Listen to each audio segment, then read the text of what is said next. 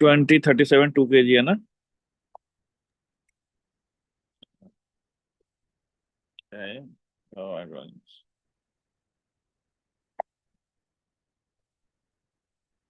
हाँ,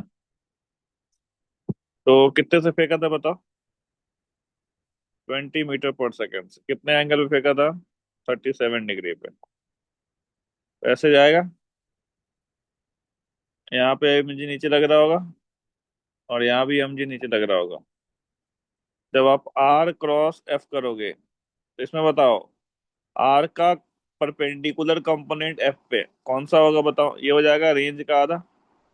yes sir. तो अगर मैं टॉर्क वन निकालूं फर्स्ट केस में, तो क्या हो जाएगा? रेंज का आधा इंटू फोर्स क्या होगा आपका? mg। यही होगा आंसर। और रेंज हमें पता है क्या होता है, u² sign to 2 थीटा/g। Ji yes sir. और इंटू mg आपका 220 हो जाएगा, या g10 है, ये कैंसिल होकर 2 हो जाएगा। और u कितना है? 20, 20 का स्क्वायर कितना हो गया? 400।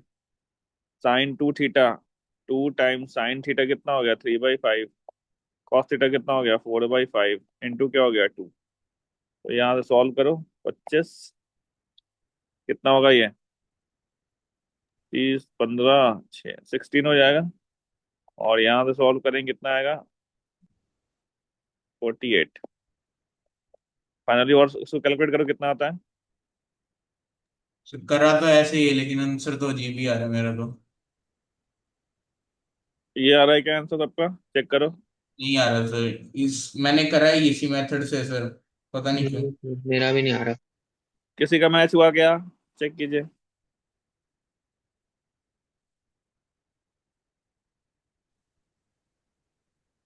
सर हम लोग ऐसे नहीं ले सकते कि फोर्स का कंपोनेंट ले लें रेडियस के परपेंडिकुलर? कर सकते हैं, लेकिन that will be the very typical thing. तुम्हें पहले ये थीटा निकालना पड़ेगा। आया ना? और यस थीटा सर। कैसे निकालोगे? ये रेंज हो गया, और ये एच मैक्स निकालना पड़ेगा। उसके बाद आपको ये थीटा निकालना पड़ेगा। ठीक है, फिर ये एम जी होगा। ये आपका 90 या 90 - थीटा। फिर आपको इसका कंपोनेंट करना पड़ेगा एम जी का, इसके perpendicular. That will be the lengthy way. तो यहाँ पे आपको दिख रहा है कि इसमें आसान क्या है, आर परपेंडिकुलर इंटू एफ करना ज्यादा आसान है, या एफ परपेंडिकुलर इंटू आर करना ज्यादा आसान है? कौन सा ज्यादा आसान है?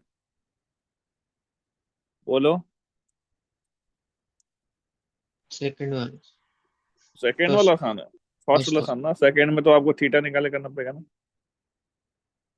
अब टॉर्क टू निकाल लो। टॉर्क टू क्या हो जाएगा? इसका ट्वाइस, क्योंकि ये रेंज होगा और ये एम जी है। जैसा नो। तो जो भी आंसर आया, इसको 2 से मल्टीप्लाई कर दे तो आंसर हो जाएगा। तो 768 into 2, that will be the answer. ये होगा क्या? देख लो ध्यान से। कोई दिक्कत किसी को? ठीक है। Yes sir. कैलकुलेशन चेक कर लेना सब लोग एक बार।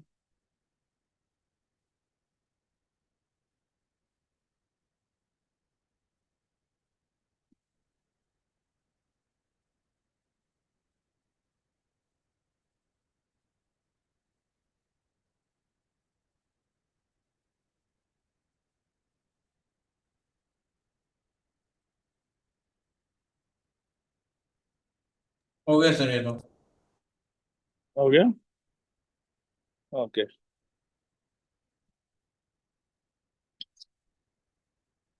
चलो आगे बढ़ते हैं। कैलकुलेशन सही है सब कुछ? चेक कर लिया था सबने? बोलो जी।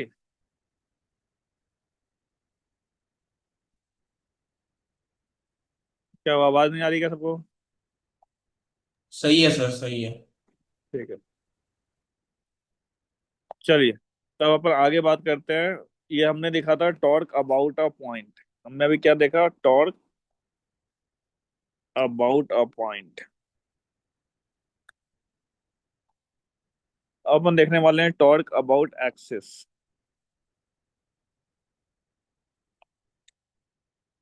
एक्सिस। ठीक है। तो टॉर्क अबाउट एक्सिस क्या होगा? जैसे मान लो कि ये लाइन खींचा हमने, एक दरवाजा है, गेट, रूम में गेट होता है, तो ऐसा मान लो ये गेट है, और इस पे, इसके अबाउट ये गेट रोटेट कर सकता है ना, तो ये आपका क्या हो गया, एक्सिस ऑफ रोटेशन। क्या हो गया ये, एक्सिस ऑफ रोटेशन हो गया। अब इस पे बहुत सारे फोर्सेज एक्ट कर रहे हैं। एक फोर्स मान लो यहाँ एक्ट कर रहा है, एक फोर्स मान लो इनसाइड द प्लेन एक्ट कर रहा है, एक फोर्स मान लो ऐसे एक्ट कर रहा है। ठीक है बेटा, इस तरीके से फोर्सेज एक्ट कर रहे हैं, तो हमें देखना है कौन सा फोर्स इस एक्सिस के अबाउट कुछ घुमाने में हेल्प करेगा, है ना। तो आप इधर देखो, ये वाला फोर्स जो है, आर क्रॉस इसका जीरो हो जाएगा, होगा नहीं होगा बताओ। आप खुद से सोचो, दरवाजा को घुमाने के लिए इसमें से कौन सा फोर्स इफेक्टिव है। सर जल्दी। इसका नाम देता हूँ वन, इसको बोल देता हूँ टू, इसको बोल देता हूँ three. Which force is more effective. Sir two. Two होगा, क्योंकि ना तो वन घुमा पाएगा ना ही थ्री घुमा पाएगा, लेकिन टू घुमा पाएगा। तो टू घुमा पाएगा, तो अगर आप यहाँ पे आर क्रॉस एफ करते हो, तो आर क्रॉस एफ क्या ये, इसका जो डायरेक्शन आएगा, क्या वो parallel to the axis of rotation आएगा, आया ना। आर क्रॉस एफ करके देखो, जो तुम्हारा डायरेक्शन आएगा वो पैरेलल आएगा एक्सिस ऑफ रोटेशन के, आ रहा है नहीं आ रहा। Yes sir. हाँ, तो जब भी कोई टॉर्क का कंपोनेंट एक्सिस ऑफ रोटेशन के पैरेलल होता है, तो वही काम करता है इसको घुमाने के लिए। तो टॉर्क अबाउट एक्सिस का मतलब क्या है, component of R cross F parallel to the parallel to the axis of rotation.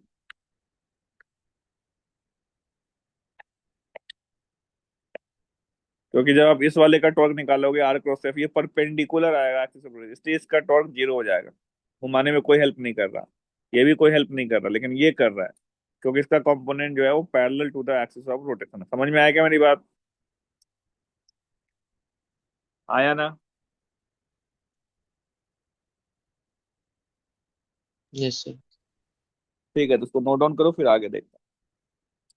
अच्छे से नोट्स बना लेना, क्योंकि ये इसका पीडीएफ नहीं जा पाएगा, व्हाइट बोर्ड पे लिख रहा हूँ मैं, टाइम दे रहा हूँ, आराम से नोट्स बना लो।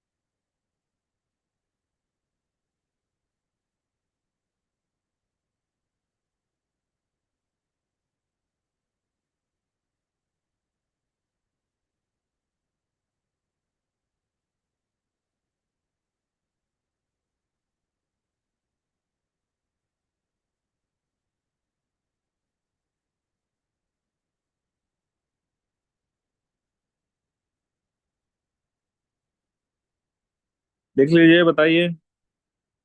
लिख लिया सर। ओके, तो समझ में आया है कौन सा कंपोनेंट घुमाने का काम आता है, बताओ। पैरेलल। पैरेलल टू द, और जो दूसरा कंपोनेंट होगा वो घुमाने में कोई रोल नहीं होगा, यानी एक्सिस के अबाउट टॉर्क का मतलब component of R cross F which is parallel to the axis of rotation, correct. Yes sir. ठीक है, चलो आगे बढ़ते हैं। तो अब मैं कुछ ट्रू एंड फॉल्स वाले स्टेटमेंट दे रहा हूँ, आपको बताना है सही है या रॉन्ग है। ठीक है बेटा, तो पहला स्टेटमेंट है ट्रू एंड फॉल्स टाइप में,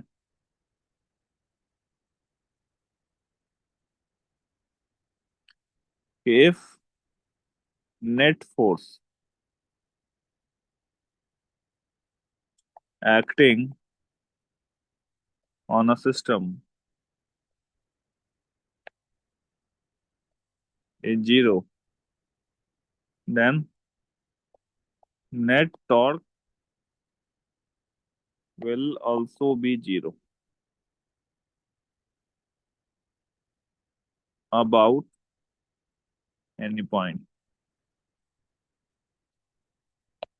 एक तो ये है, ठीक है। और दूसरा, इफ नेट टॉर्क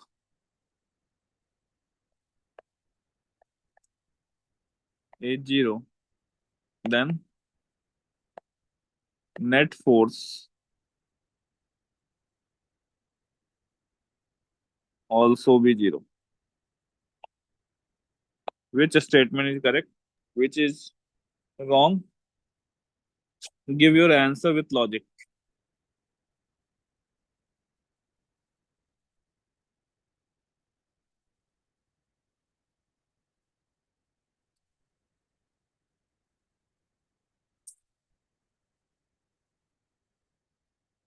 सर दोनों फॉल्स है। दोनों फॉल्स है। पहला ट्रू है तो। और दूसरा वाला फॉल्स है। पहला ट्रू है, दूसरा वाला फॉल्स है। सोचिए, ध्यान से सोचिए, लॉजिक क्या है।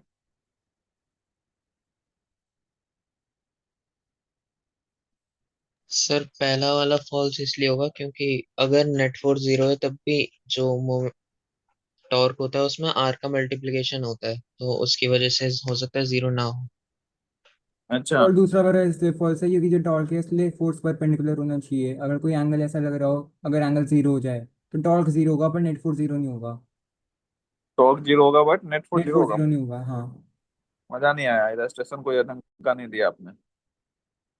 ये तो मैथमेटिकल वाली बात हो गई।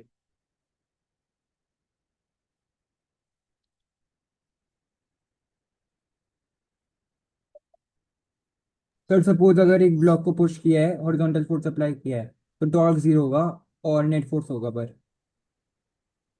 क्या किया है, फिर से बताओ, अगर सर किसी कोई पॉइंट। ब्लॉक को पुश किया है, मतलब कोई भी बॉडी है उसको पुश किया गया है, हम्म। तो नेट फोर्स उसमें होगा पर नेट टॉर्क नहीं होगा।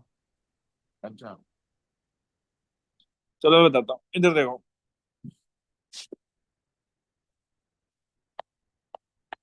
सिंपल सा लॉजिक मैं दे सकता हूँ।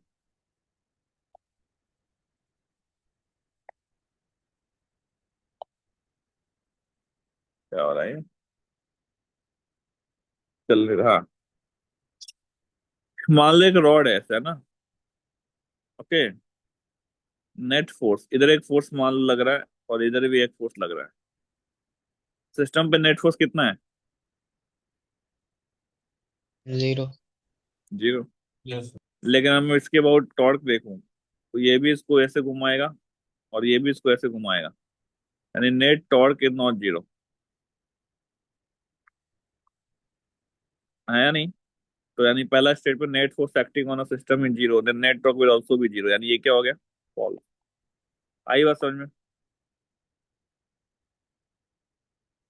हाँ या ना? Yes sir. Yes sir. और दूसरा, if net torque is zero then net force will also be zero. यानी अगर मैं बोलूँ कि कोई बॉडी इस तरीके से, इस पे एक फोर्स इधर लग रहा है एफ, एक फोर्स इस साइड लग रहा है टू एफ, इस पे नेट फोर्स कितना होगा बताइए? एफ। एफ। यानी नॉन जीरो है ना? लेकिन टॉर्क जीरो है क्या?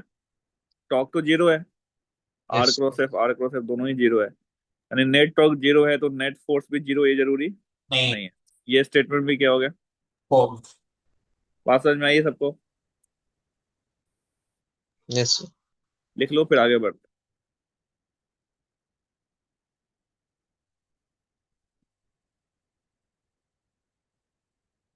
लिख लेना तो बताना। लिख लिया तो। ओके, तो फिर आगे बढ़े। हम्म।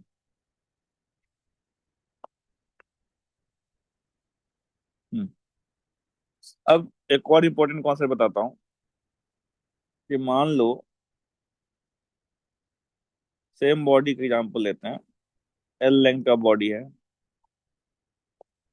यहाँ पे एक फोर्स लग रहा था एफ, और यहाँ पे भी एक फोर्स लग रहा था एफ। हम तीन पॉइंट लेते हैं, इसको बोलते हैं पी, मिडिल पॉइंट को बोलते हैं क्यू, इसको बोलते हैं आर, और मिडिल से L/4 डिस्टेंस पे, ये L/2 L/4 डिस्टेंस पे हम इस पॉइंट को देते हैं एस। ठीक है, तो आपको क्या करना है, टॉर्क बताना है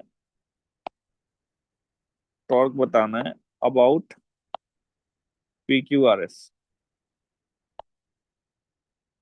फाइंड आउट टॉर्क अबाउट किसके, पी क्यू आर एस। करिए कैलकुलेट, बताइए कितना आया।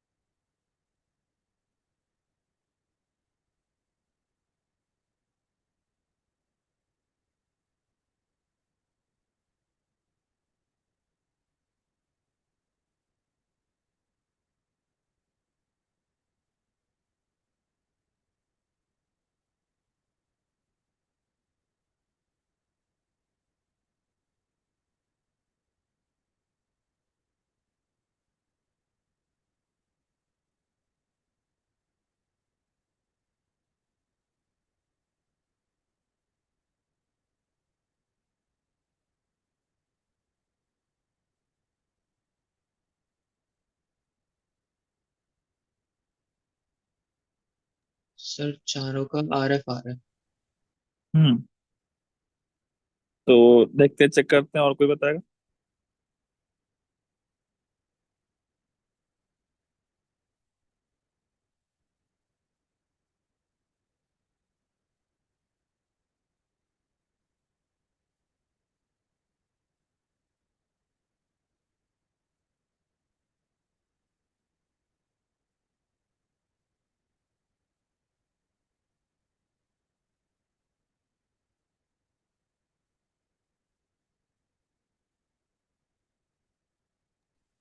सर इसका पी और आर का तो एफ एल आर है, और एस और क्यू का zero.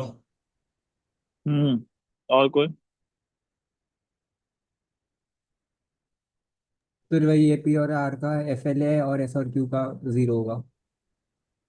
Anyone else.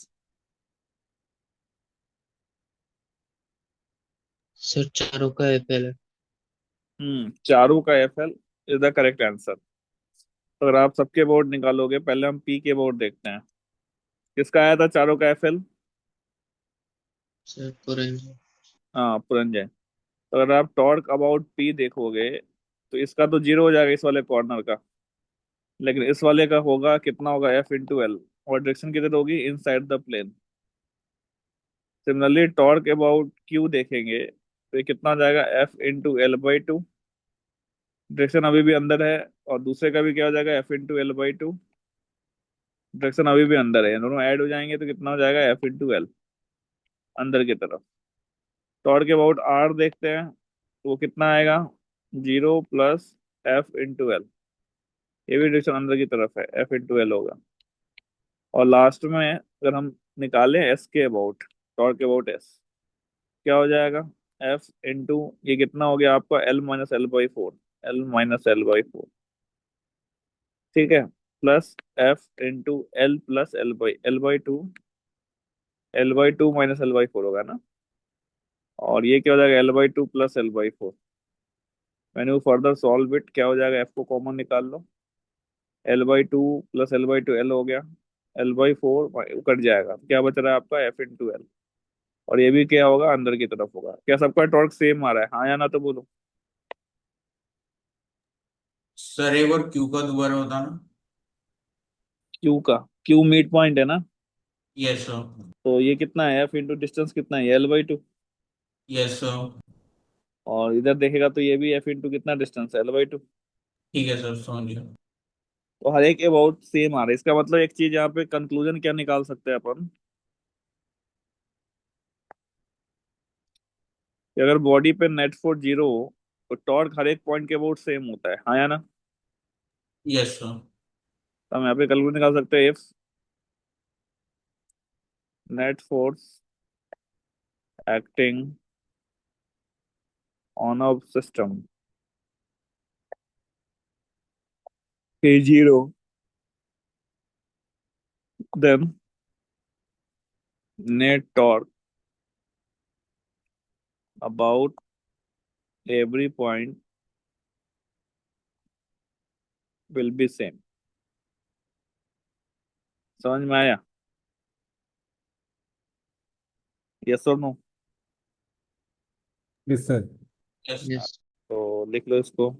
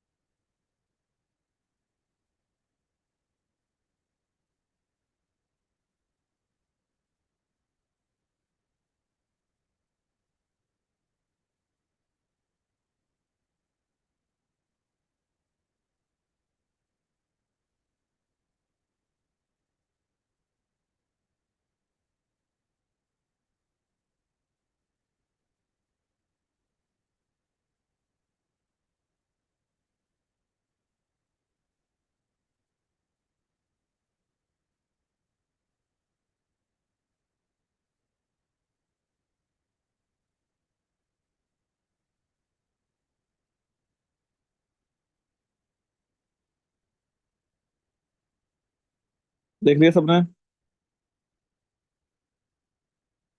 Yes sir. ठीक है। तो अब मैं एक और इम्पोर्टेंट कॉन्सेप्ट आपको बताने वाला हूँ इसी से रिलेटेड। ये सबको समझ में आ गया है कि नेट फोर्स अगर बॉडी पे जीरो होगा तो नेट टॉर्क हर एक पॉइंट के बहुत सेम होगा। याद रहेगा ये चीज? Yes sir. ठीक है। तो अब बात करते हैं इसी से रिलेटेड इक्विलिब्रियम की। इक्विलिब्रियम, ठीक है। इक्विलिब्रियम का मतलब क्या होगा? किसी बॉडी पे अगर नेट फोर्स जीरो है और साथ में नेट टॉर्क दुनिया के हर एक पॉइंट के अबाउट जीरो है तो बॉडी इक्विलिब्रियम में कहलाएगी। कब इक्विलिब्रियम में कहलाएगी? जब उस पे नेट फोर्स जीरो हो और नेट टॉर्क हर एक पॉइंट के अबाउट जीरो हो। याद रहेगा ये चीज? Yes sir. ठीक है। तो अगर मैं स्टेटमेंट लिखूं कि if net force acting on a body is zero as well as net torque about each point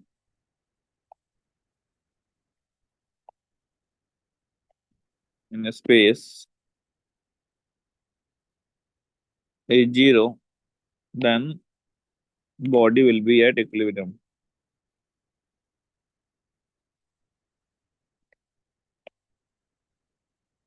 समझ आया क्या? लिख लो इसको।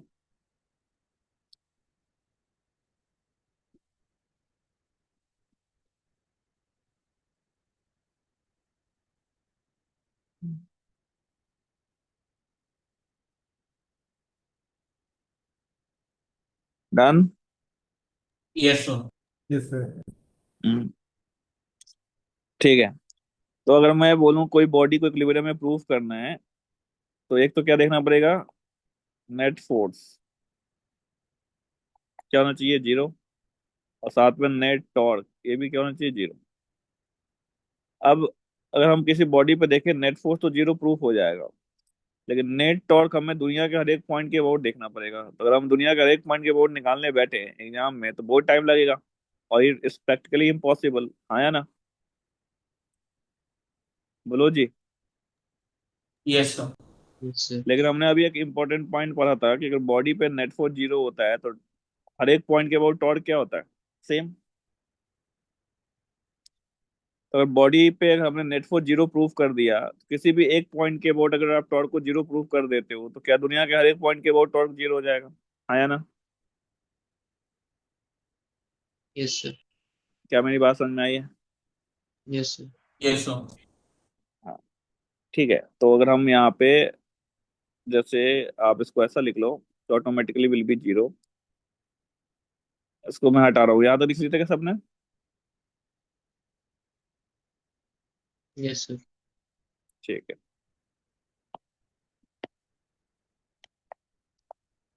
तो हम आपको, जब भी इक्विलिब्रियम सवाल आएगा तो आपको किसी भी एक पॉइंट के अबाउट टॉर्क को जीरो करना है, तो दुनिया के हर एक पॉइंट के अबाउट ऑटोमेटिकली जीरो हो जाएगा।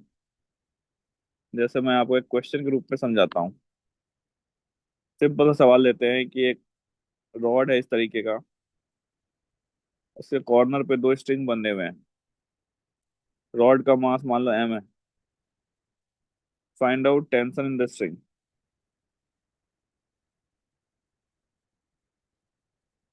इन द स्ट्रिंग क्या क्या होगा बताइए।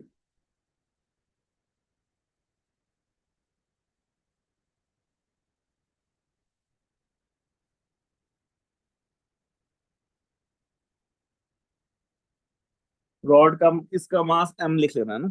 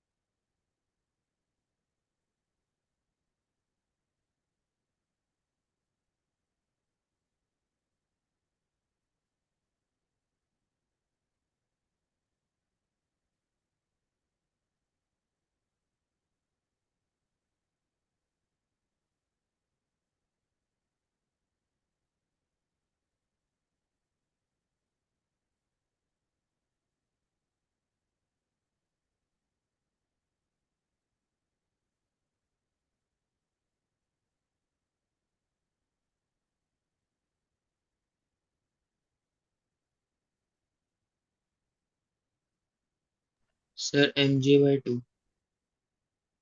तो mg/2। ठीक है, बिल्कुल सही। यस। तो सबसे पहले अगर हमने यहाँ पे मान लो T1 मान लिया, यहाँ पे T2 मान लिया, हमें प्रूव करना पड़ेगा समेशन ऑफ एफ जीरो होना चाहिए। तो कह सकते हैं T1 + T2 that should be equal to mg। Yes और नो?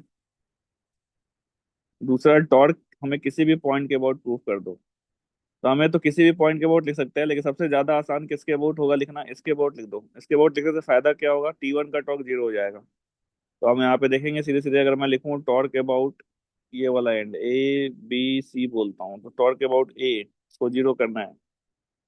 तो टॉर्क अबाउट ए क्या हो जाएगा? mg × L/2 - T2 × L that should be equal to zero हो जाएगा। तो यहाँ पे सॉल्व करें तो क्या हो जाएगा? mg × L/2 बराबर T2 × L। L से L कैंसिल हो गया, तो T2 की वैल्यू किसके बराबर आ गई? mg/2। T2 अगर mg/2 है तो T1 कितना हो जाएगा? ये भी हो जाएगा mg/2। T1 कितना हो जाएगा? mg - mg/2 कितना हो गया? mg/2। समझ में आया क्या सबको? Yes sir. ठीक है, अगला सवाल देखते हैं। और एक बार ये बता दो दोबारा, ये टॉप कैसे निकाला पॉइंट एक है अबाउट, और इजी कैसे हुआ कि मतलब इधर ही निकालना है, ये बता दो तुम। किसी के पॉइंट के बोर्ड लिखा सकता है, लेकिन यहाँ पे अननोन कितने हैं दिख रहे हैं तुम्हें? कितने अननोन है? सर दो हैं, टेंशन 1 टेंशन अगर 2। हम इस वाले पॉइंट के बोर्ड लिखेंगे तो एक अननोन तो ऑटोमेटिकली जीरो हो जाएगा ना, यस इसका सर। टॉर्क। इसलिए हमें जनरली उस पॉइंट के बोर्ड लिखना चाहिए जहाँ पे बहुत सारे टॉर्क जीरो हो रहे हो। Okay sir. इसलिए मैंने इसको चुना ताकि T1 जीरो हो जाए, केवल T2 mg बचेगा, तो डायरेक्ट हमें T2 मिल जाएगा। Okay sir. ठीक है, चलो अगला सवाल देखते हैं।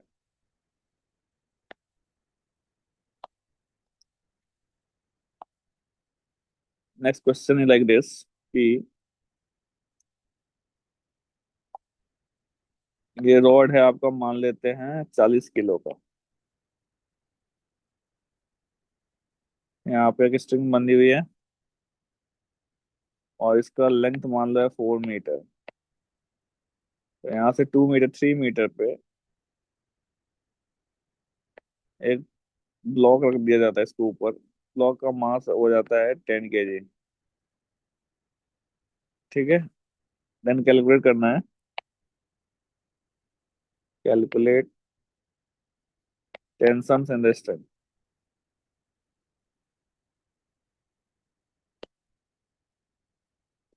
ट्राई करो कितना आएगा।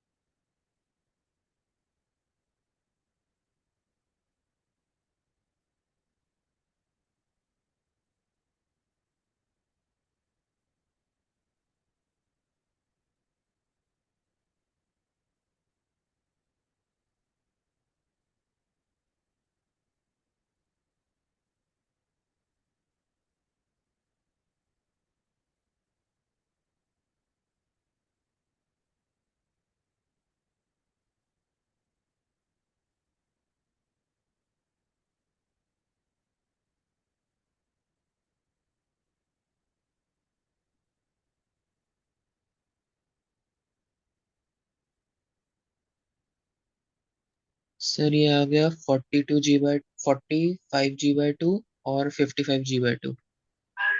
ओके, जी को 10 रख दो।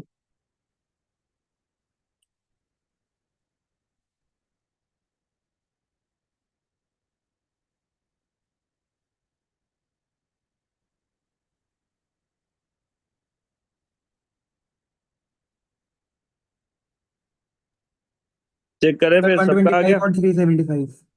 वन 125 और 375। अच्छा, ठीक है, चेक करते इधर देखिए। तो सबसे पहले वो करना पड़ेगा, नेट फोर्स जीरो होना चाहिए। यस।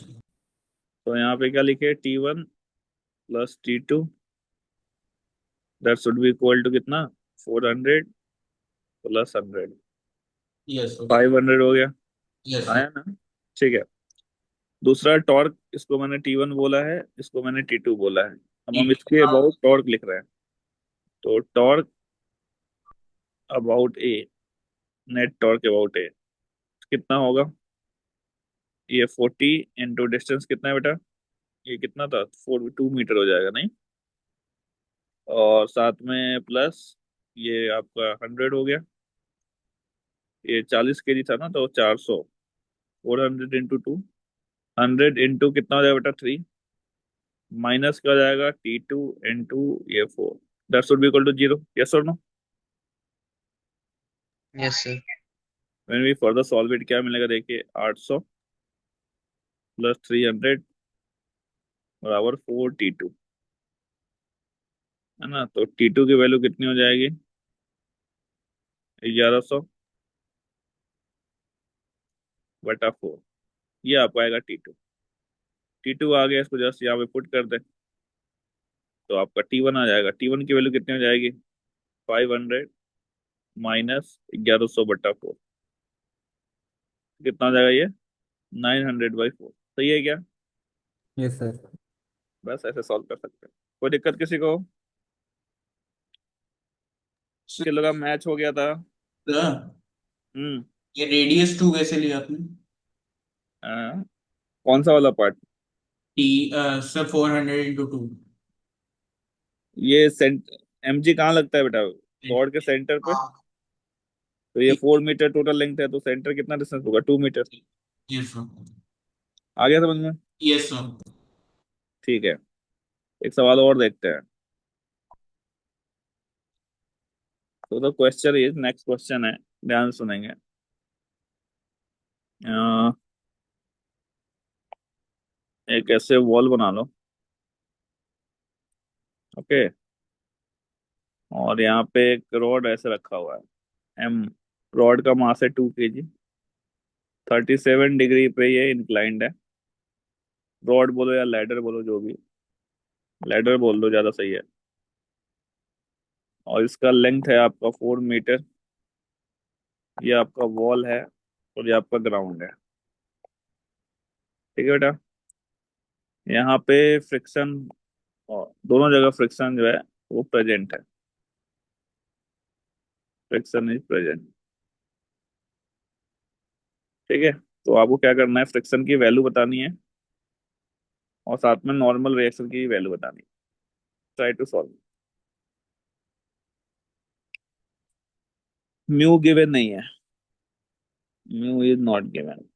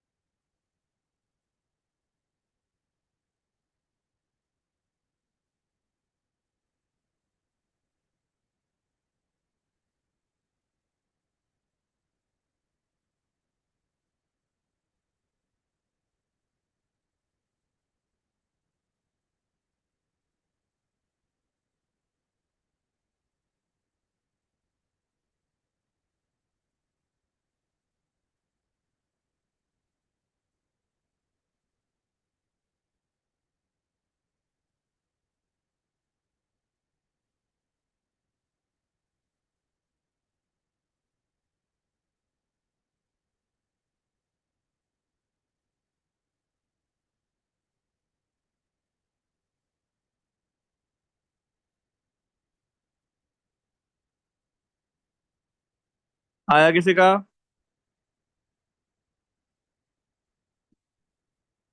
हाँ, बताओ।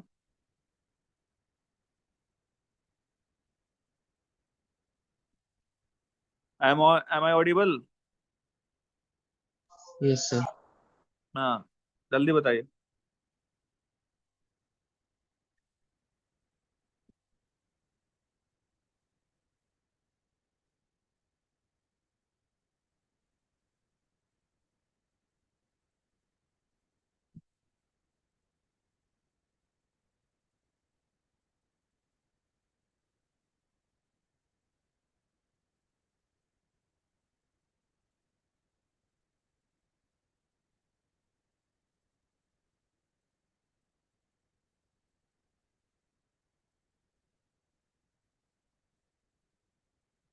सर कैलकुलेशन बहुत लंबी आ रही है। कोई बात नहीं, मैं आपको स्टेप्स बता देता हूँ कैसे सॉल्व करना है।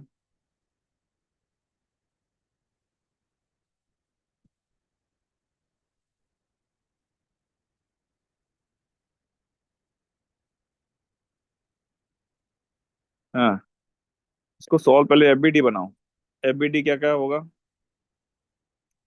यहाँ पे आपका एक एमजी लगेगा नीचे, कितना लग रहा होगा? 20। यहाँ पे आपका एक नॉर्मल लग रहा होगा N1। यहाँ पे आपका एक नॉर्मल लग रहा होगा N2। इधर स्लिप कर रहा है तो यहाँ पे एक फ्रिक्शन लग रहा होगा F1। और ये नीचे की तरफ स्लिप करेगा तो यहाँ पे एक फ्रिक्शन लग रहा होगा F2। करेक्ट? यस और नो? Yes sir. हम्म। अगर मैं अब वही नेट फोर्स जीरो करूँ, समेशन ऑफ एफ नेट, ये जीरो करूँ, तो क्या क्या होगा बताइए? वर्टिकल में कौन कौन से फोर्सेज हैं? N1 ऊपर की तरफ है, प्लस फ्रिक F2। Plus F2। दोनों मिलकर के क्या 20 के बराबर हो जाएंगे? यस और नो? अगर हॉरिजेंटल की बात करें, ये तो वाई डायरेक्शन के लिए है, वाई डायरेक्शन। सिमिलरली अगर मैं एक्स डायरेक्शन की बात करूं, एक्स डायरेक्शन में कौन कौन से फोर्सेज है बताओ? एक तो N2 है, और दूसरा और फ्रिक्शन F1। F1 है, तो ये भी आपस में इक्वल होने पड़ेंगे। तीसरा टॉर्क कर दो जीरो। टॉर्क अबाउट किसी भी पॉइंट के अबाउट लिख सकते हैं, इसके अबाउट लिख देते हैं। टॉर्क इसको ओ बोल देते हैं, टॉर्क अबाउट ओ क्या जीरो होना चाहिए? टॉर्क अबाउट ओ जीरो होना चाहिए, तो कितना हो जाएगा? mg का टॉर्क बचेगा 20 इंटू L/2। एल कितना था? 4। 4 का था कितना होगा? 20। और ये एंगल है 37, तो cos 37 कितना हो जाएगा बताओ? 4/5। ये समझ में आया mg का टॉर्क? यस और नो? प्लस N2 का टॉर्क देखें। N2 का टॉर्क कितना होगा?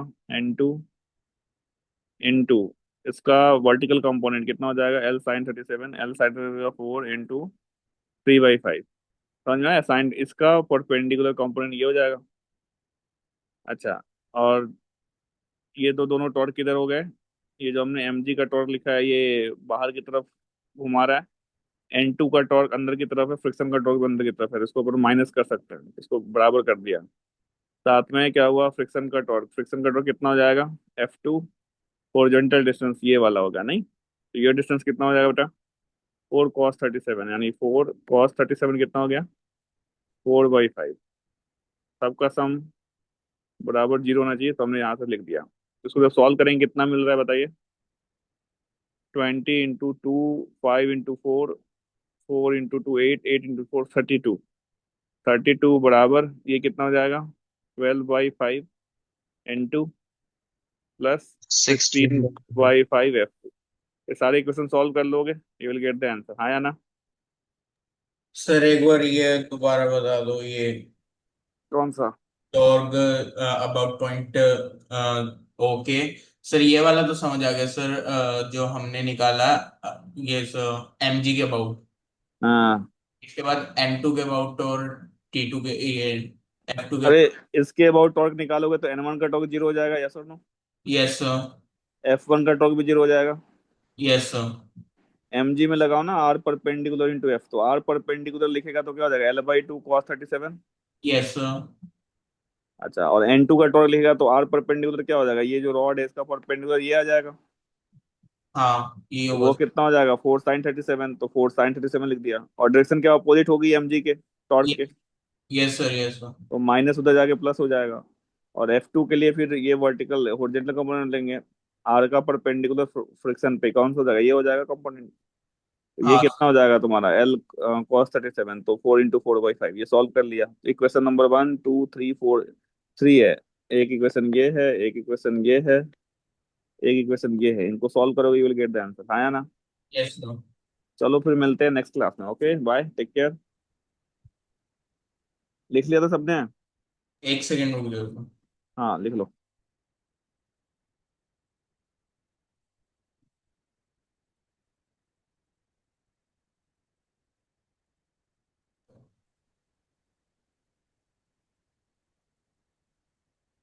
सर हो गया। हो गया, ठीक है, चलो बाय।